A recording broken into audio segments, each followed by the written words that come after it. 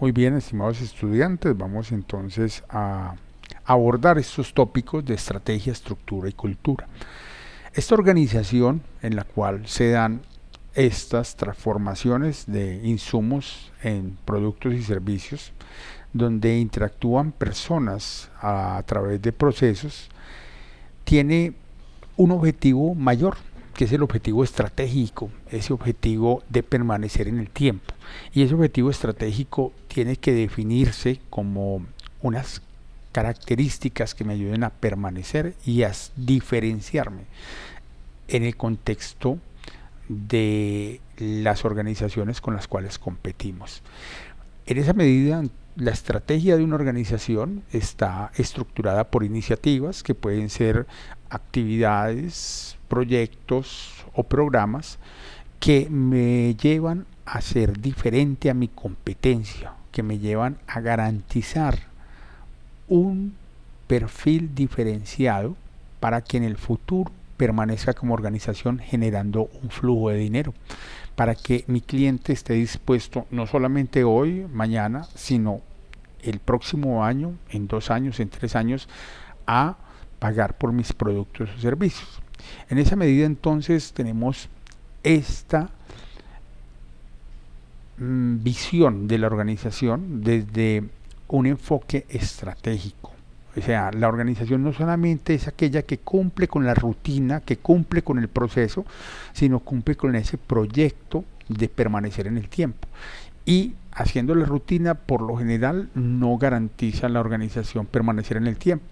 Lo podemos ver con muchas de las organizaciones que se ven en quiebra por no anticipar el futuro, por no desarrollar iniciativas diferenciadoras que los ayuden a mantenerse en el tiempo. En esa medida entonces la estrategia o la perspectiva estratégica de la organización es fundamental para que mantenga, y si no, nos vamos a ver abocados a quebrar en el corto plazo. Por muy bien que hagamos un proceso, producto o servicio, no vamos a ser sostenibles en el tiempo si no desarrollamos capacidad para diferenciarnos de nuestra competencia, si no desarrollamos iniciativas adicionales que no implican necesariamente cambiar mi producto o servicio. Puede ser cambiar las vías como le llego a mi cliente, puede ser cambiar aspectos en la forma postventa, en la forma como atiendo las garantías, en la forma como atiendo al cliente, que me diferencien de la competencia. Igualmente, otra perspectiva tiene que ver con la estructura, y esa sí tiene que ver con la cotidianidad, con el proceso de transformación, con la definición del proceso, con la capacidad con la que yo sea capaz de entender que debo definir mi rutina, y esa rutina se define por unos insumos que ingresan a un proceso de transformación, que es el complejo de actividades que transforman esos insumos en productos. Ese es el enfoque estructural de la organización. La organización se focaliza en lo estructural y en lo estratégico para poder mantenerse en el tiempo. Lo estructural garantiza la calidad y la satisfacción del cliente hoy, y lo estratégico garantiza transformaciones en lo estructural para garantizar la satisfacción del cliente en el futuro y la permanencia de la organización y la permanencia del flujo de dinero a través de la organización en el tiempo. En esa medida entonces tenemos dos ópticas fundamentales de la organización, pero nada de eso se logra sin el proceso o el enfoque de cultura. Todo lo que hacemos en las organizaciones, por muy informático que sea, depende de personas, de manera directa o indirecta. Hay algunas organizaciones, por ejemplo, Tata en la India, que ya es capaz de producir 120 carros al día con 5 operarios, pero hay 5 operarios manejando los robots, y de una u otra forma habrá todo un cuerpo de ingeniería alrededor de la sincronización y el alistamiento de materiales, etcétera. O sea, los seres humanos siempre estaremos dentro de la organización, y en esa medida la cultura es la que me permite definir un adecuado cumplimiento de la estructura de los procesos y por lo tanto un alcance de mi estrategia. Entonces miren cómo vamos encadenando la temática. La estrategia es muy importante para sostenernos en el tiempo, para garantizar la sostenibilidad, pero La estructura garantiza la cotidianidad y la solidez que hoy tenga la organización para cumplir con esa satisfacción del cliente, con ese producto o servicio de alta calidad. Pero ninguna de las dos se logra si no hay unos valores y unos principios culturales, una adhesión a la burocracia que me permita mantener el cumplimiento de la norma en la organización. A eso le llamamos cultura, a esos rasgos característicos de las personas que configuran la organización.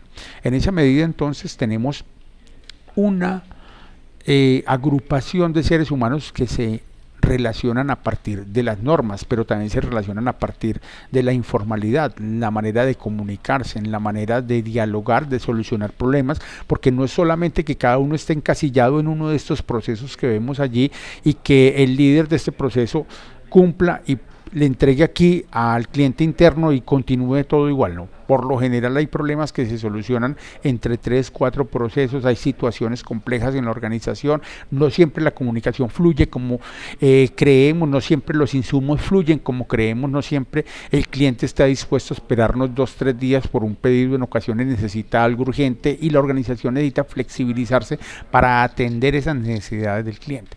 En esa medida entonces la cultura es fundamental para que la estructura pueda funcionar de acuerdo a los procesos y pueda mejorar, porque es que la estructura también tiene que mejorar día a día y la estrategia tiene que redefinir el futuro para estar diferenciándose y alcanzar la sostenibilidad en el tiempo. A esas tres aspectos o visiones de la organización las vamos a llamar pues la tríada estructura, estrategia y cultura.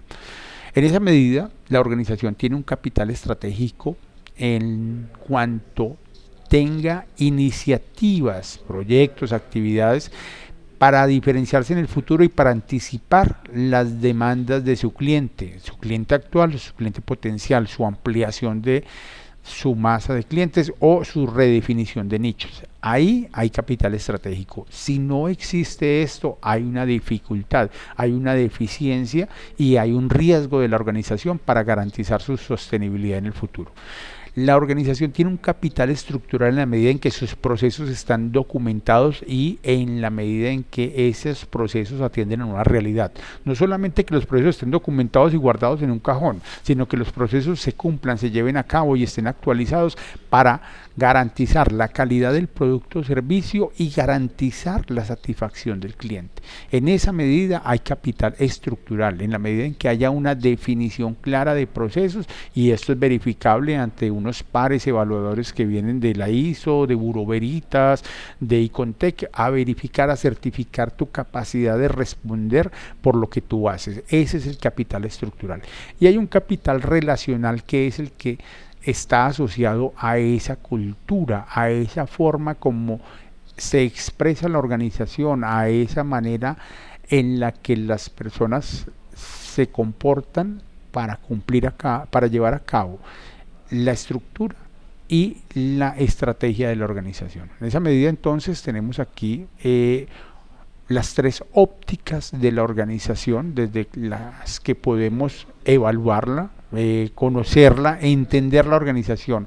¿Cuál es su capital estratégico? ¿Cómo está su capital estratégico? ¿Cómo está su capital estructural? ¿Y cómo está su capital relacional? Hay principios y valores en lo relacional destacados. Hay 2 o 3 principios que caracterizan las relaciones en esta empresa que sean benéficos para el cumplimiento de la estructura, para el cumplimiento de las actividades rutinarias de proceso, y hay capital relacional y hay estructura suficiente para poder emprender acciones diferenciadoras estratégicas de futuro. Esas preguntas serán fundamentales para lo que resta del curso. En esa medida vamos a unas definiciones ya más complejas de lo que es la organización como un organismo vivo. Aquí entramos a entender la organización desde unas perspectivas que son más biológicas. Es un sistema de relaciones entre componentes que dan identidad de clase. Sí, Las organizaciones permiten que los seres humanos nos relacionemos entre sí y que definamos unas identidades de clase y subclase dentro de la misma organización que tienen que ver con las acomodaciones por procesos, con la jerarquía dentro de la organización, con el nivel de especialización en las actividades profesionales que se llevan a cabo dentro de esta organización. Hay diferentes formas en las cuales pues Humberto Maturana hace definiciones de lo que es la organización como un ser vivo, que es una metáfora que me parece interesante. Es entender la organización como una persona jurídica, pero también con rasgos biológicos de un ser vivo, ¿cierto? O sea, es no simplemente un papel donde dice qué hace el ITM, qué hace la Universidad de Antioquia, qué hace EPM, qué hace Ecopetrol, etcétera. No, es un órgano vivo que cumple unas funciones sociales y que ese órgano vivo tiene responsabilidad dentro de un ecosistema de otros órganos vivos que son más grandes que los seres humanos y que cumplen actividades que los seres humanos solos no podemos cumplir. La organización teje relaciones para cumplir actividades desde lo cultural, desde lo estructural y desde lo estratégico para garantizar esa permanencia en el tiempo de esa organización. Muchas tienen su ciclo normal, nacen, crecen, se desarrollan, se estabilizan y mueren. Sucede con los seres vivos, ¿cierto? Hay otras que no mueren, hay organizaciones que se mantienen en el tiempo y eso es interesante desde el punto de vista, digámoslo así, de la sociología organizacional, entender cómo se comportan las empresas y las organizaciones en un contexto en el cual interactúan como seres vivos. ¿Por qué está viva todavía Coca-Cola? Cómo funciona una organización como Coca-Cola que tiene más de 100 años, por qué no está viva en este momento X gaseosas glacial, y siendo una organización que en su momento también pudo haber tenido éxito, porque qué decisiones tomaron unas y qué decisiones tomaron otras para garantizar la permanencia en el tiempo. ¿Qué pasa con Pepsi Cola, ahorita que vieron los videos de la semana pasada, versus Coca-Cola? ¿Qué sucede hoy en día? Esos videos son de hace algunos años y ya hoy en día ha cambiado mucho más la evolución y las decisiones estratégicas de PepsiCo para garantizar la organización en el tiempo, para garantizar su flujo financiero en el tiempo. ¿Cómo hacemos para entender la permanencia de estas organizaciones y la forma como evolucionan? Es entenderlas como seres vivos que hacen parte de un ecosistema social organizacional. Entonces aquí es donde se hace mucho más divertida la materia, porque estamos al frente no solamente de una organización de papel o de una organización idealizada bajo un modelo de estructura que solamente se queda en el proceso, sino bajo un modelo de cultura y de ser vivo que evoluciona, que muta y que permanece en el tiempo, que en algunas ocasiones muere, pero que cumple un papel social fundamental. Las organizaciones son sumamente importantes, no solamente porque pagan impuestos, porque ayudan al desarrollo social, es su deber pagar impuestos, pero las organizaciones son importantes porque cumplen papeles que el ser humano en individual no puede cumplir, en colectivo sí, y esa es la magia de la organización, ese es su papel fundamental en nuestra sociedad, ayudarnos a cumplir tareas. ¿Quién hoy en día va a sacar su molino para preparar arepas? Hoy en día tenemos organizaciones que preparan arepas, uno va a intercambia mediante el papel moneda y obtiene sus arepas. Si todos empezáramos a moler arepas, a pelar el maíz, ¿cuánto nos demoraríamos en producir las arepas del desayuno en todas las familias que viven en el Valle de Aburrá? Entonces, la eficiencia en el desarrollo humano, en el desarrollo social, la calidad de vida, la garantía de bienestar, nos la están garantizando las organizaciones, y en esa medida son personas jurídicas que tenemos que cuidar dentro de nuestro ecosistema para garantizar su responsabilidad en el cumplimiento de las actividades, pero también para garantizar su permanencia en el tiempo cuando cumplen su papel de forma adecuada.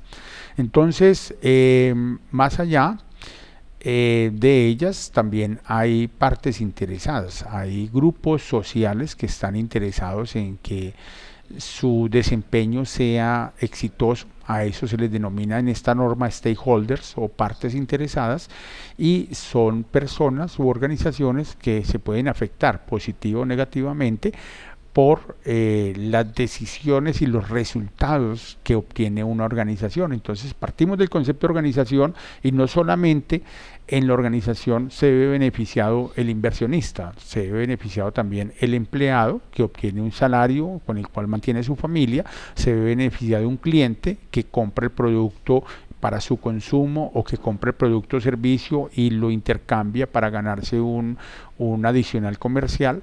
Se ve beneficiado también la sociedad, o afectada en la medida en que se generan unas externalidades positivas o negativas que devienen de ese comercio, o que devienen de los desechos que bota la organización, etcétera, etcétera. Se afecta también la sociedad en su conjunto en la medida en que se garanticen unos precios justos frente a otros productos de intercambio. Entonces aquí las partes interesadas son la banca, personas, propietarios, sindicatos, sociedad en general, grupos de presión, etcétera, etcétera. O sea, los stakeholders son un conjunto de personas que están dentro y fuera de la organización y que tienen intereses sobre los resultados de esa organización. En general, nosotros somos diferentes grupos de stakeholders de acuerdo a la organización que estemos evaluando. En esa medida, entonces, esos stakeholders pues están interesados en algunas métricas organizacionales definidas como rendimiento financiero en general. No es lo único, pero por lo general es la métrica en la que más fijamos nuestra atención. El EBITDA es un muy buen indicador, es uno de muchos, el retorno de la inversión, el retorno del activo. Hay otros mecanismos de medir el rendimiento financiero del negocio. Esto lo elige pues una junta directiva, esto lo elige un grupo, un conjunto. Recuerde que no solamente es el gerente el que está en el escalón superior de la organización.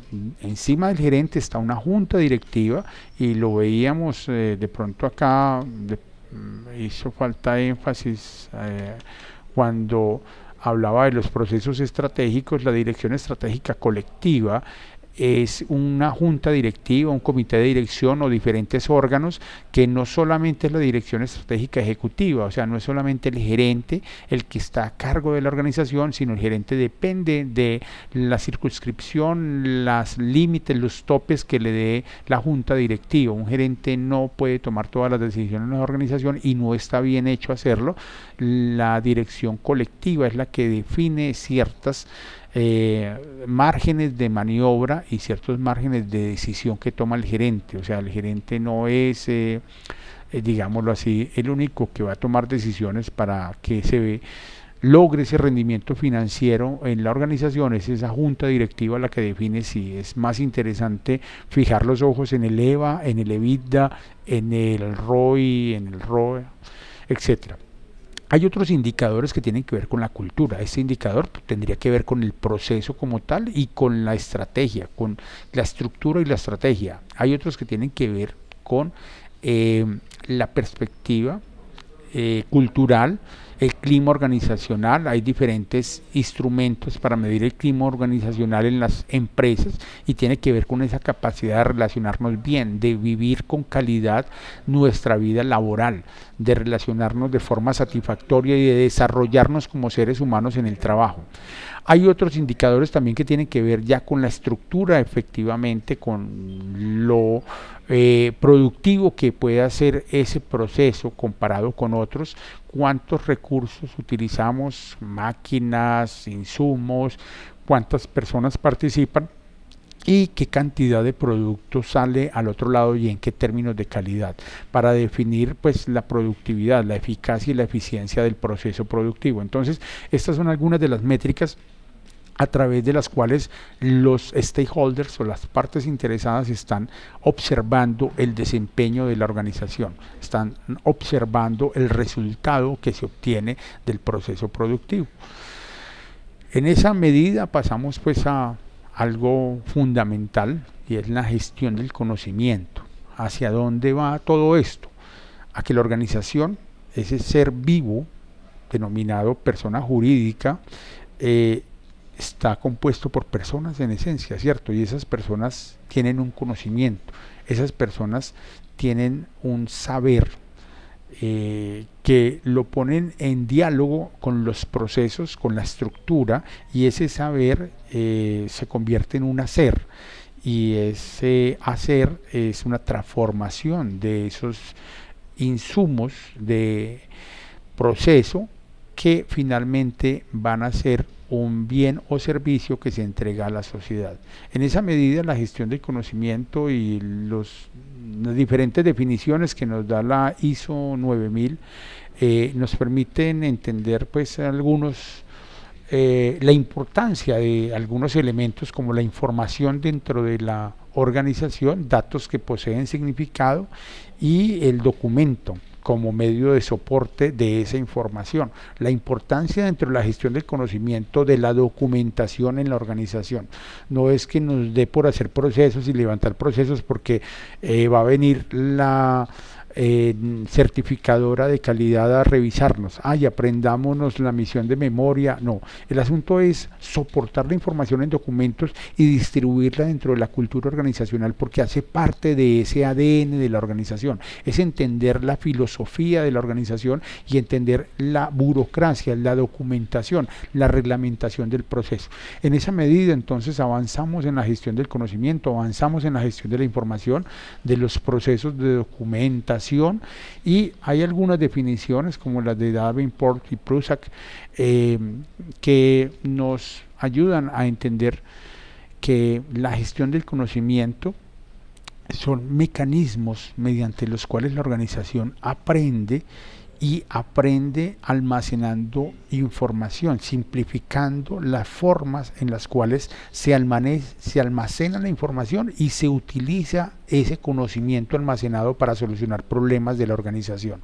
En esa medida también Stata y Earle hacen algunas definiciones sobre ese aprendizaje colectivo que tiene ese ser vivo llamado organización, que se produce mediante el compartir, o sea, ese aprendizaje colectivo de la empresa que trabaja de manera integrada entre personas a partir de la comunicación, y que se hace mediante un intercambio que no solamente es la memoria del participante, sino son los mecanismos institucionales con los cuales se almacena ese conocimiento y se pone a disposición de la cultura y del diálogo, de la solución de problemas en la organización.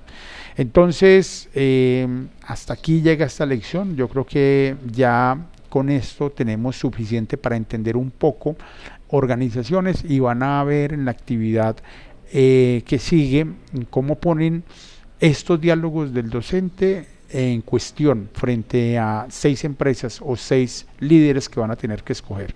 Adelante con la actividad.